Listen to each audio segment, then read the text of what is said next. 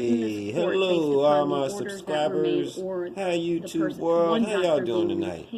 Well, I got this Darrell Brooke sentencing on. I'm a big time court nerd, so I hope I have some people out here that enjoy this stuff. I'm just gonna let it play. Right now what the judge is doing is explaining why she doesn't think he's crazy. So police reports, videographic I just think that's odd, because how can you not that be crazy, nature. They right? have access to Anyway, I'm going to back out the way and let you guys listen to it. And from what I hear, he goes off at some point here, and the judge has to throw him out. So I'm going to be watching it for the first time, just like you guys. Wasn't so much raised by any of the parties. So if you hear me moving here, around, that's all it is. And you guys enjoy it, all right? One day of Catch you Mr. later. Brooks's competency. And I will restate what I stated at that point. I have absolutely no doubt that Mr. Brooks is competent. I'm obviously well versed in the legal standard, I understand, but that is not something that this court was frankly ever concerned about at any point in time. I know that his attorneys, when he had attorneys, never raised the issue. And it was really only after the trial began that that issue was raised, I think, by the public based upon what they saw. But Attorney Opper, like myself, had the benefit of having reviewed each and every one of these examinations. And I'm not going to spend a lot of time, but I think it's important because it goes also to Mr. Brooks's character, which is one of the things that this court must consider along with his rehabilitative needs. And I'm going to read parts of these evaluations so that you all understand the information that I have and why it is my opinion that mental health issues did not cause him to do what he did on November 21 of 2021, and frankly did not play a role. That's not to say that he wasn't diagnosed with something. I've referenced this previously, but that's an antisocial personality disorder. And this is what one of the reports has to say. They've looked at one doctor indicated that there was available evidence to sustain a diagnosis of cannabis abuse, intoxication, antisocial personality disorder, adjustment disorder with mixed disturbance of emotions and conduct. And the reports go on to describe what those things are and that they may qualify as an abnormal condition of the mind substantially affecting mental or emotional processes, and thus as a mental disease or defect as broadly defined by the Wisconsin jury instructions, and that's at least as to the adjustment disorder. Cannabis abuse or intoxication would not.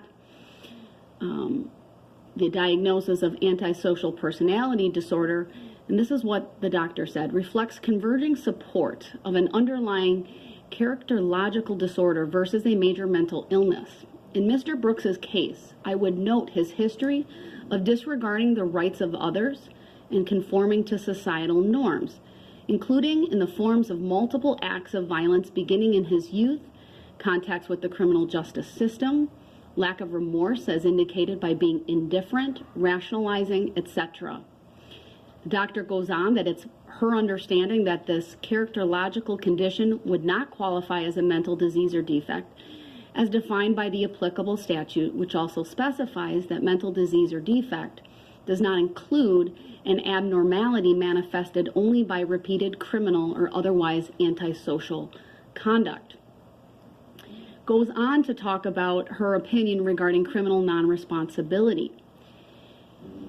And the examiner rendered an opinion to a reasonable degree of professional certainty that there was not support for the defendant's special plea, that the facts at hand do not sustain a conclusion to a reasonable degree of professional certainty that because of symptoms of a mental disease or defect, Mr. Brooks was rendered to lack substantial capacity either to appreciate the wrongfulness of the alleged misconduct or conform his conduct to the requirements of the law at the time in question. In arriving at this opinion, the following considerations were significant to this examiner. While acknowledging Mr. Brooks' documented history of episodic contacts with mental health professionals beginning in adolescence, most of the time he has had such contacts or received mental health treatment when in custody. In effect, there is not a sustained, documented history of a diagnosed major mental illness for him predating the alleged offense or otherwise.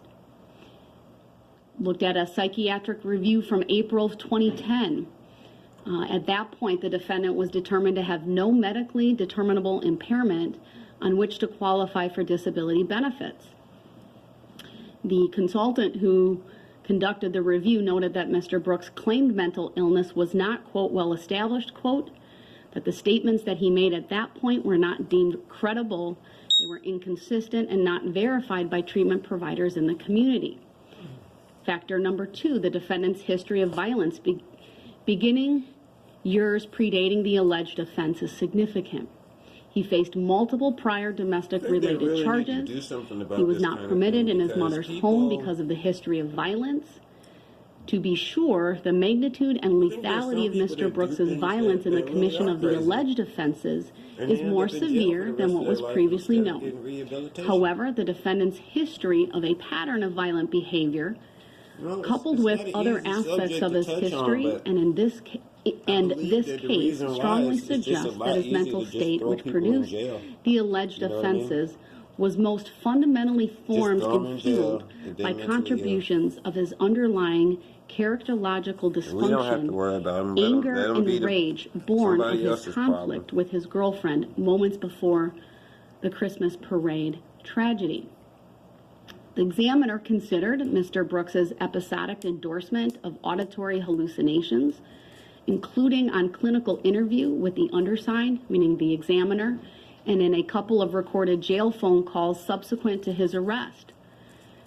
She said this: I am unaware of any objective corroboration that he presented, either in the hours leading. Like, if you do like a really heinous crime, right? That's just like this one. This guy ran over 61 people.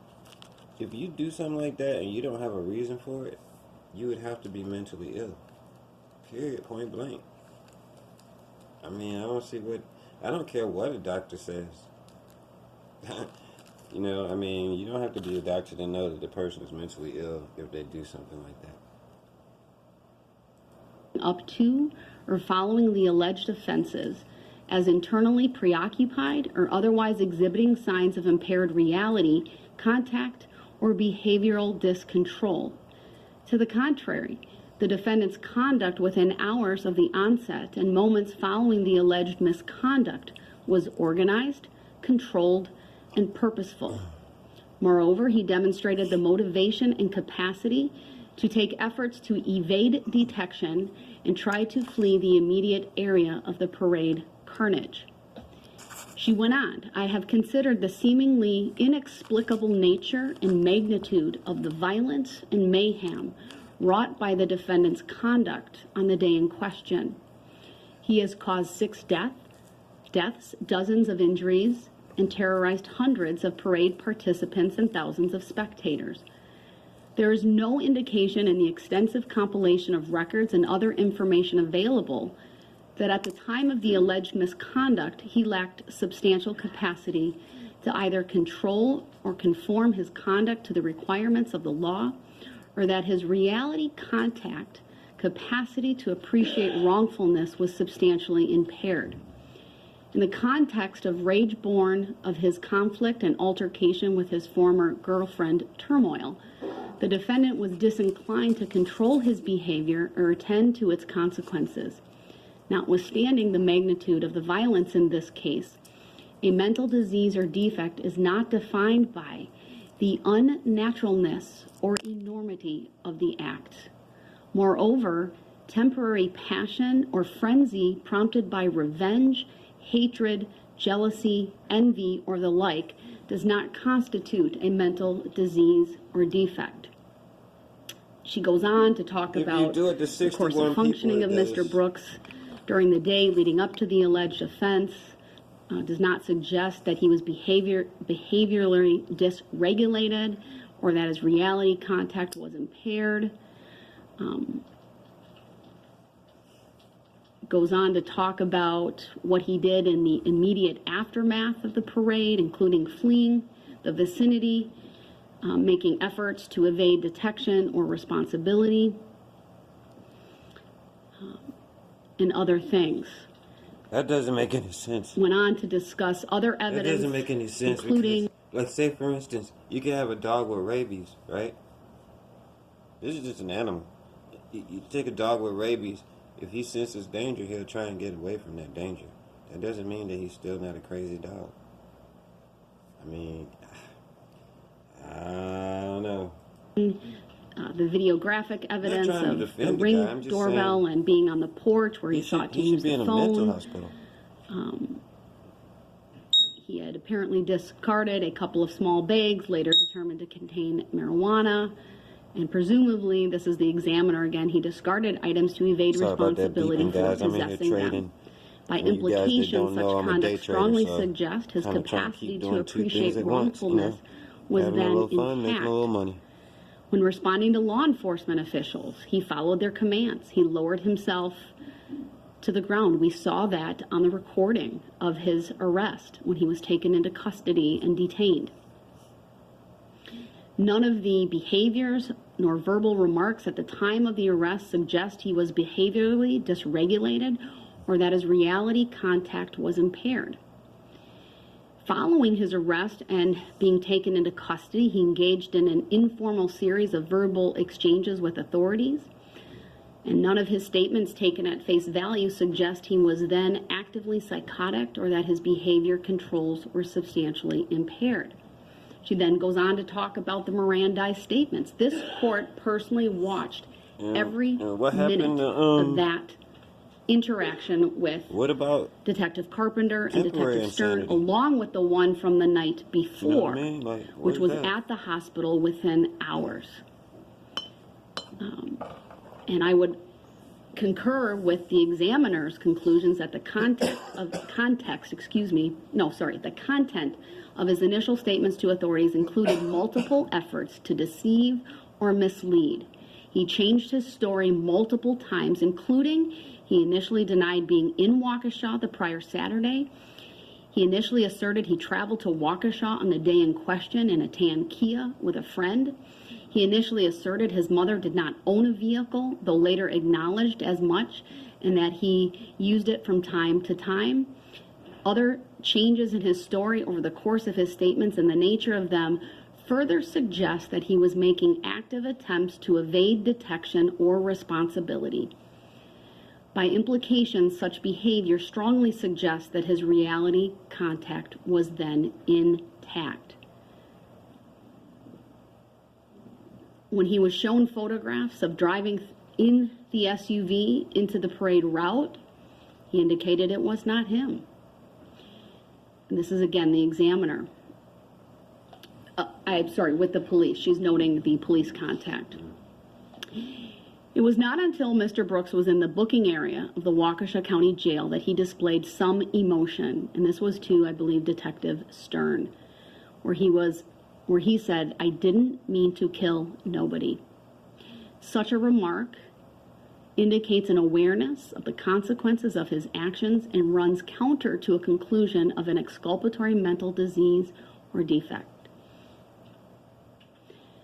There's other criteria or other factors. I'm not going to read them all. That was probably one of the more comprehensive explanations of why that examiner did not conclude that there was support for the special plea of not guilty by reason of mental disease or defect.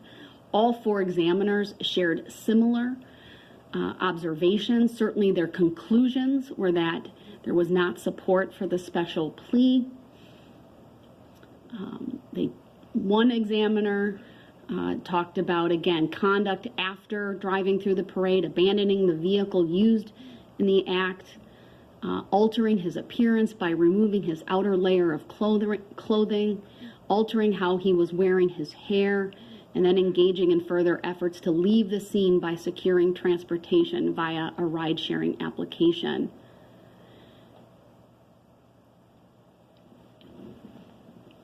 this particular examiner went on to say, while he essentially, meaning Mr. Brooks, disclaimed any memory of those actions and could therefore not explain them, such behaviors strongly suggest an awareness of wrongdoing and a desire to avoid detection. Another examiner had very similar things: antisocial personality disorder with borderline features, talked about the cannabis use disorder and full remission in a controlled environment. What's interesting about this particular report is the description of an antisocial personality disorder. The DSM-5 defines antisocial personality disorder as a pervasive pattern of disregard for a violation of the rights of others occurring since age 15 years, as indicated by 3 or more of the following: failure to conform to social norms with respect to lawful behaviors, as indicated by repeated performing acts that are grounds for arrest. 2, deceitfulness, as indicated by repeated lying, use of aliases, or conning others for personal profit or pleasure. 3, impulsivity or failure to plan ahead. 4, irritability and aggressiveness, as indicated by repeated physical fights or assaults. 5, reckless disregard for safety of self and others. 6, consistent irresponsibility, as indicated by repeated failure to sustain consistent work behavior or honor financial obligations. 7, lack of remorse, as indicated by being indifferent to or rationalizing having hurt, mistreated, or stolen from another. In addition, the individual is at least 18 years old and there is evidence of a conduct disorder prior to the age of 15. This examiner noted Mr. Brooks meets nearly all of the symptoms described above because he has exhibited a long-term maladaptive pattern of behavior involving a disregard for and violation of the rights of others, beginning in childhood and continuing through adult life. The borderline features reflect a general inability to sustain healthy relationships with others, including his domestically violent relationship with victim PPP. That examiner goes on with further analysis and conclusions, again finding that there is not support.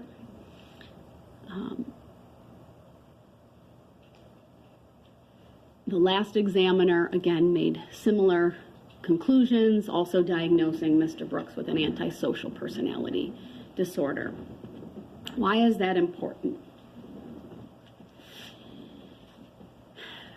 There is no doubt that in our criminal justice system today, we face a crisis of the mentally ill intersecting in our courts. In the last year and a half alone, this court has ordered many competency evaluations, presided over a number of contested competency hearings, and ordered many, many evaluations for the special plea of not guilty by reason of mental disease or defect. And the bottom line is, for this court, Mr. Brooks does not present as a person who is either not competent or not guilty by reason of mental disease or defect. It is frankly heartbreaking to see those individuals who truly suffer from schizophrenia, for example, intersect in our criminal justice system. Sometimes they do unspeakable things. They hurt other people. I'm thinking of one such gentleman who was so schizophrenic and out of control. He couldn't even be kept in the courtroom. He was too loud. He clearly, if you've ever been in the room with someone who is suffering from auditory or visual hallucinations, it is not something you easily forget. It makes an impression, even on someone like myself who's not an MD or a doctorate level psychologist. I've been in the room with an individual who was, when I did defense work, and he was accused of killing someone near and dear to him. It's a very, very different presentation. It's heartbreaking. It's heart-wrenching. Do the mentally ill sometimes commit atrocious crimes? They do. This is not one of those situations. We've heard Mr. Brooks's family talk about mental illness and bipolar. You know, in addition, before I get to that, I've also had, over my 11 years on the bench, of coming face to face with evil on occasion. There are many times, good people do bad things, but there are times when evil people do bad things. There is no medication or treatment for a heart that is bent on evil. Child trauma, bipolar, indifference, physical abuse of a child, or even childhood trauma did not cause Darrell Brooks to commit the acts for which he will be sentenced here today. It is very clear to this court that he understands the difference between right and wrong, and that he simply chooses to ignore his conscience. He is fueled by anger and rage. Some people, unfortunately, choose a path of evil. And I think, Mr. Brooks, you are one of those such persons. Whoa. As a mom, my heart Ouch. breaks for your family, for your mom, and for your grandmother. She called him evil. The son that she raised, the grandson that your grandmother knew, the hopes and dreams they had for your life, they're gone. And I think it's perhaps far easier for them to blame a mental illness than to perhaps come to grips with their son did very, very bad things due to very bad motivations.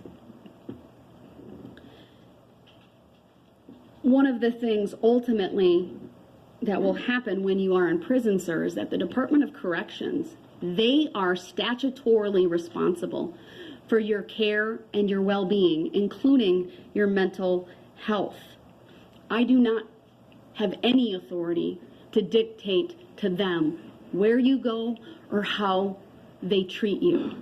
That is far different than when there is support for a plea of not guilty by reason of mental disease or defect, because then the court has available what is called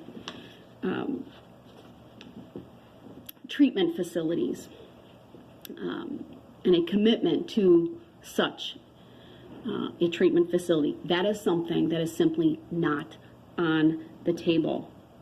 And again, 4 evaluations, not even my own assessment, but 4 evaluations from licensed professionals say otherwise, even in the face of your family saying that, and even in the face of you claiming that. You have to be crazy. I'm not even here to say that some of those things can't coexist, and that you might not have some of your own mental health issues, whether it be bipolar, childhood trauma, or things of that nature. Here it comes. But the bottom line is none of that caused you to do is obviously what crazy. you did on November 21 how many of doctors 2021. you got that says that he's not. If you run over 60, I want to next turn to you're crazy. That's the basic. trial in this case. That's basic. What would he need to do? Run over 100 I think it's important people before? What would classify him as a crazy? That the sentence here today focuses on your conduct on November 21 of 2021 and the moments leading up to that tragic and fateful decision of yours to drive through the Waukesha Christmas parade, and of course the moments after.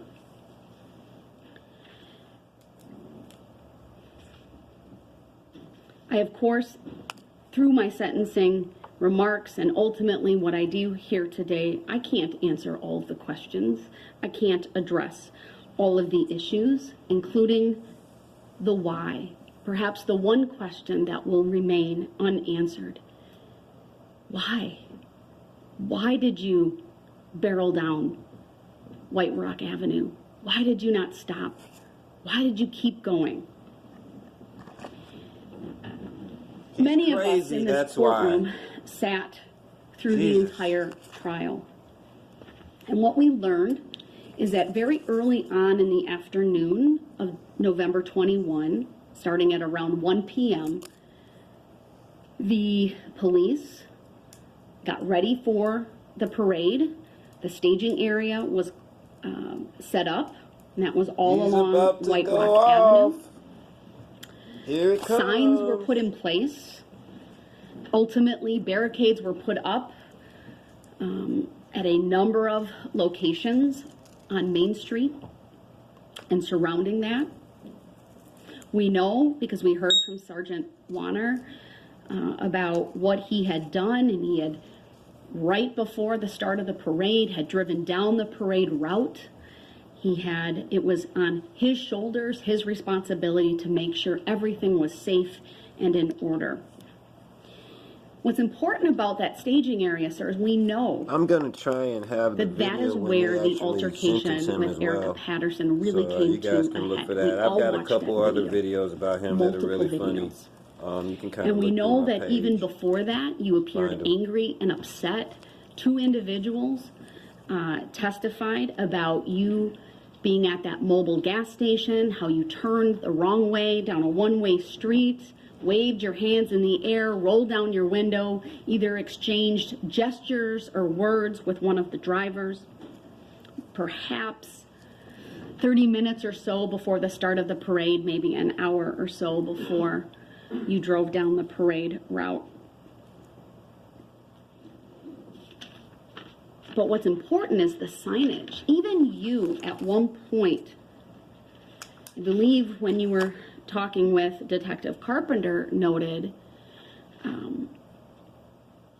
it was my words, my assessment, it was clear something was going on. I think what you said was a lot of shit was blocked off. You'd driven past those signs on the staging area.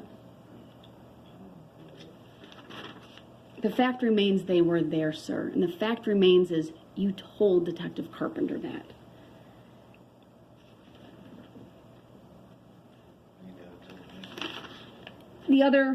We then heard from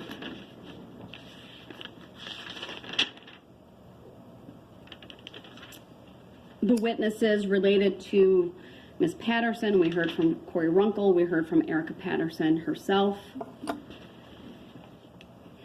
My impression, based upon Erica Patterson's testimony, who, by the way, she showed grace and dignity facing you, the man who clearly has no regard for her as a mother of one of your children, as someone you had a domestic partnership with and a relationship with at one point. That's not true. We know, and I would say this goes to your character, what was shown through that altercation and going up the hill, following her, slapping her. You know, the rules don't matter to you, not the rules of the road, not the rules established by court orders, not the rules even of decorum and decency. And I'll get to this more fully when I talk about your character. And I know you went hard at Attorney Opper for her bringing these things up, but those are legitimate, lawful sentencing considerations. And when I get to that point, I'll tell you the case law that supports that. Your character, even your pending cases. I don't need no case law. Uh-oh. Uh-oh. We know at the time of all of this, right, you were out on bond for 2 felony cases, one involving a handgun, one involving the same vehicle in Erica Patterson, and one involving, ultimately, intimidation of Ms. Patterson. He's about to show you crazy. We know that He's about to show that you on crazy November right 20th, now. and she was very contrite about this. She told you where she was. She invited you out there. And that you had contact with her on the 20th. There was some physical. Mr. Brooks, this is my time. You need to not interrupt. That's the reason why the charge was dropped. Mr. Brooks, the state you need to stop. Specifically wrote you, Your Honor, and said that they know it was no incident that day. Mr. And Brooks, now you want to sit up here. Do not interrupt me or you will be removed to the other courtroom. And now you want to sit up here Stop. and try to now. add something in that you know for a fact never even happened. You want to sit up here Mr. and talk Brooks, about every who time- has grace and all this. You talking about someone with 5 kids that don't have custody. You need to stop None of right them. now or you will be removed. Remove me then. All right? He will be removed. He cannot simply stay I don't quiet consent when to this being court talks. sentenced anyway. I don't consent to this. Just like I told you, I don't know the. He'll be in recess until he's I don't moved even to the other understand courtroom. the true nature and cause. Wow. Well, look, guys, I'm going to make sure that I do at least one more video on him. You guys got to look at my other videos. You got to. It's on my Chilling with Ramo Red Track playlist. I've got the Darrell Brooks videos up there. They are completely hilarious, and I just wanted to go ahead and make sure that I completed this project for my subscribers that have been kind of following it. I have all kinds of things on my page. It's just full of fun, full of learning, full of growing, and I'm going to make sure that when they do the final sentencing that I have that up, or if anything else interesting happens, because you never know with this guy, you know what I'm saying? So hope you enjoyed it. Thanks for chilling out with Ramo Red Track. You guys like and subscribe, and make sure you come back. Peace.